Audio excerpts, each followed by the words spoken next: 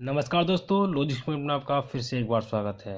ये मेंसुरेशन का पार्ट 3 है। इससे पहले मैं 2 वीडियो अपलोड कर चुका हूँ, पार्ट 1 और पार्ट 2, जिसमें मैंने ट्रायंगल और स्क्वायर के बारे में बताया है। अगर वो वीडियो आप देखना चाहते हैं तो उनका लिंक डिस्क्रिप्शन में मैंने दे रखा है, वहाँ से भी आप डायरेक्ट वो वीडियो देख सकते हैं।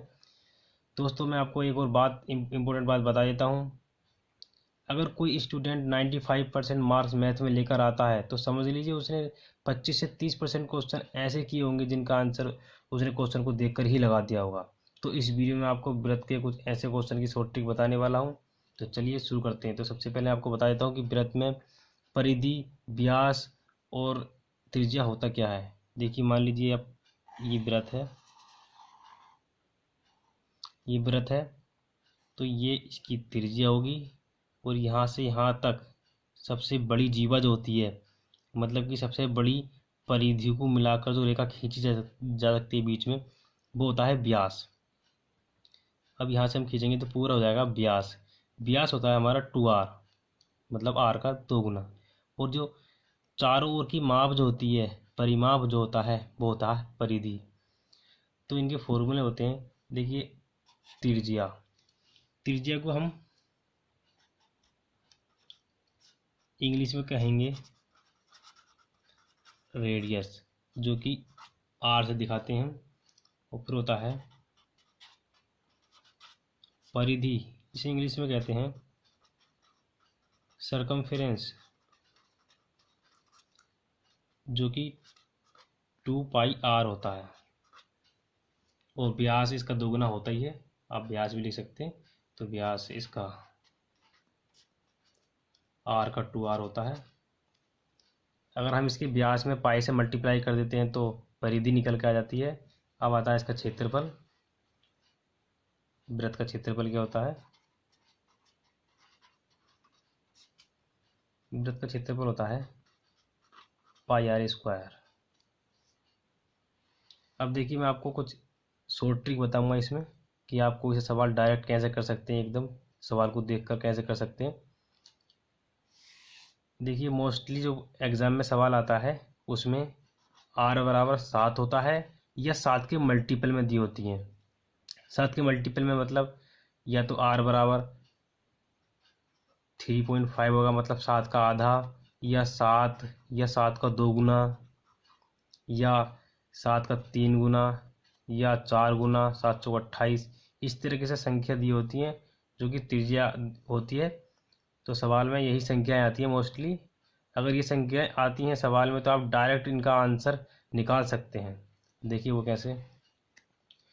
अगर r बराबर 7 है तो 2πr क्या होगा, परिधि क्या होगी उसकी, 2 गुणा 22/7 गुणा 7। 7 से 7 कट जाएगा, यानी 44। जो परिधि निकल के आई उसकी वो 44 आ गई। और क्षेत्रफल क्या आएगा इसका, πr² क्या होगा इसका, 22/7 गुणा 7 गुणा 7। 7 से 7 कट जाएगा, 7 से हम 22 की मल्टीप्लाई कर देंगे, 154 आ जाएगा। तो देखिए, तो आपको अगर 7 त्रिज्या दे रखी है तो आप उसका डायरेक्ट क्षेत्रफल लिख लीजिए 154। आप इसे याद कर लीजिए, और परिधि उसकी 44 होती है। अब देखिए, बहुत इंपॉर्टेंट ट्रिक बताने वाला हूँ मैं आपको, बहुत ध्यान से देखिए। एक हम टेबल बना लेते हैं।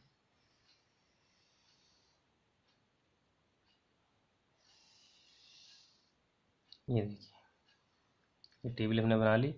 अब देखिए, इसमें पहली वाली रो में हम लिख लेते हैं त्रिज्या, यहाँ लिख लेंगे हम r, और यहाँ लिखेंगे हम सरकमफेरेंस, और यहाँ लिखेंगे हम एरिया।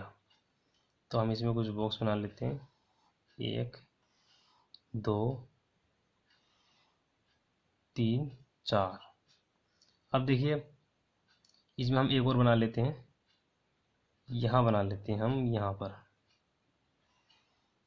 अब देखिए, अगर r 3.5 है और 7 है, 14 है, 21 है और 28 है, तो इनके लिए आप सरकमफ्रेंस और एरिया का डायरेक्ट आप कैसे निकाल सकते हैं। देखिए मैंने बताया था आपको, अगर 7 त्रिज्या दे रखी है तो उसके परिधि मतलब कि सरकमफ्रेंस और एरिया याद कर लीजिए इसे। ये होता है 44 और ये होता है 154 इसका एरिया। अब देखिए ये परिधि है 44 और 7 त्रिज्या है।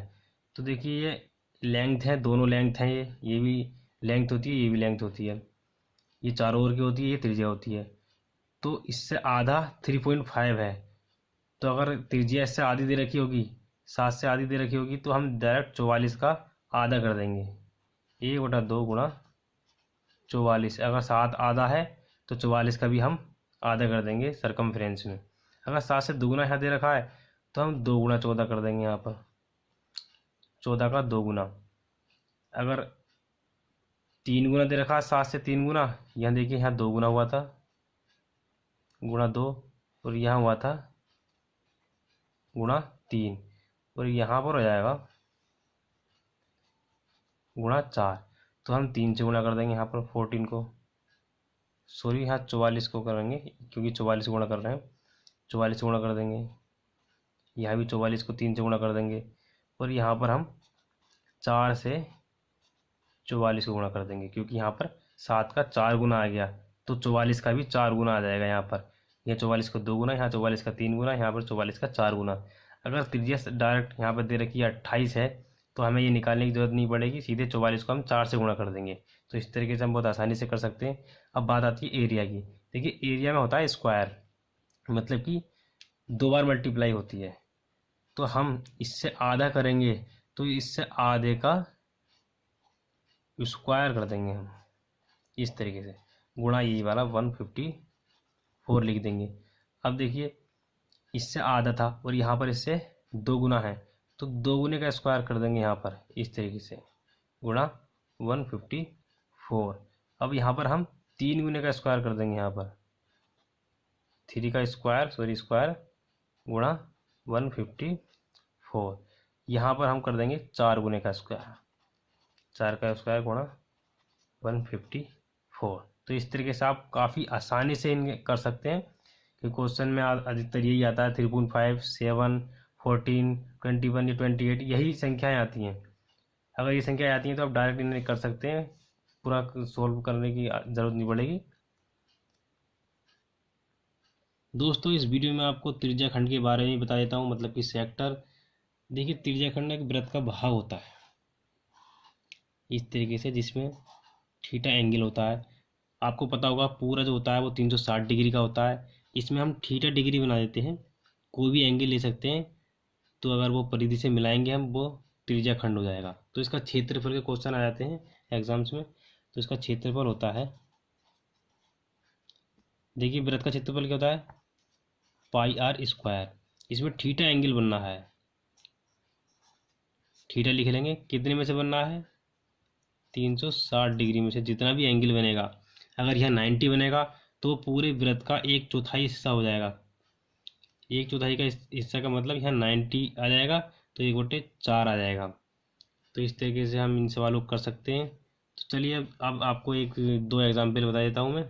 देखिए बुक का एक सवाल ये दे रखा है, 44 सेंटीमीटर लंबे तार को पहले वृत्त बनाने के लिए मोड़ा जाता है और फिर दोबारा वर्ग बनाने के लिए मोड़ा जाता है। दोनों के समवृत्त क्षेत्रों का अंतर बताना है। ऑप्शन आपको ये दे रखे हैं, आप पहले आप खुद कोशिश करके देखिए, वीडियो को पॉज करके। चलिए हम करते हैं अब। देखिए एक तार है जिसे पहले तो वृत्त बनाया गया है और फिर एक वर्ग बना दिया गया है। इसकी परिधि कितनी है, 44 सेंटीमीटर, और इसका परिमाप कितना है, 44 सेंटीमीटर। क्योंकि एक ही तार है तो दोनों का परिमाप सेम ही रहेगा। अब देखिए मैंने आपको बताया था कि इसे याद कर लीजिए। अगर परिधि 44 सेंटीमीटर है तो इसकी त्रिज्या कितनी होगी, आर कितनी हो जाएगी, 7 सेंटीमीटर, और इसका एरिया कितना हो जाएगा, 154 सेंटीमीटर स्क्वायर।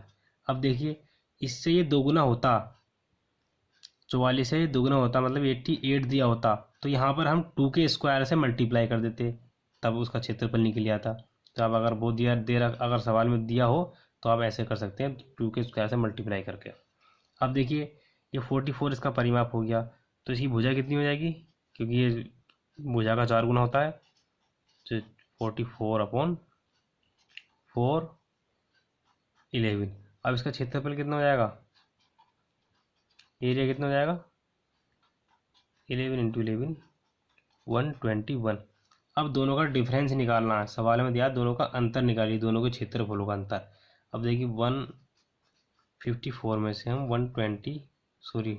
121 निकाल देंगे, यहाँ बचेगा 3, यहाँ बचेगा 3, यहाँ 0, 33 सेंटीमीटर स्क्वायर ये डिफरेंस आ गया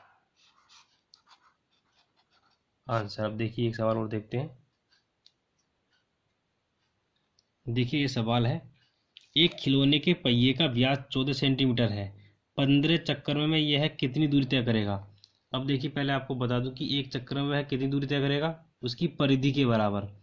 अब यहाँ दे रखा है व्यास, व्यास कितना है 14 सेंटीमीटर, तो उसकी त्रिज्या कितनी होगी आर 7 सेंटीमीटर। मैंने आपको बताया था कि अगर त्रिज्या 7 सेंटीमीटर होती है तो उसकी परिधि कितनी होती है 44 सेंटीमीटर, मतलब कि 2πr कितना हो गया 44 सेंटीमीटर। अब 15 चक्कर लगा रहा है, एक चक्कर में वह परिधि की बराबर दूरी तय करेगा, तो 15 चक्कर में वह कितनी दूरी तय करेगा, 15 गुणा एक परिधि की दूरी कितनी है 44। तो आप इसे मल्टीप्लाई करके इसका आंसर निकाल सकते हैं, आंसर 460 सेंटीमीटर। तो दोस्तों इस ट्रिक का आप काफ़ी क्वेश्चन में यूज़ कर सकते हैं और एग्ज़ाम में अपना टाइम बचत कर सकते हैं। दोस्तों अगर आपको कहीं भी इसमें डाउट है या आप कोई सा क्वेश्चन पूछना चाहते हैं तो हमारा फेसबुक पेज लाइक कीजिए, उसमें हमें मैसेज कीजिए और अपना डाउट क्लियर कीजिए। अगर दोस्तों आपको ये वीडियो अच्छी लगी हो तो इस वीडियो को लाइक और शेयर करना ना भूलिए। अगर आपने अभी तक हमारा चैनल सब्सक्राइब नहीं किया है तो हमारे चैनल सब्सक्राइब कर दीजिए। सब्सक्राइब करने से नेक्स्ट वीडियो की नोटिफिकेशन आपको प्राप्त हो जाएगी। थैंक यू दोस्तों।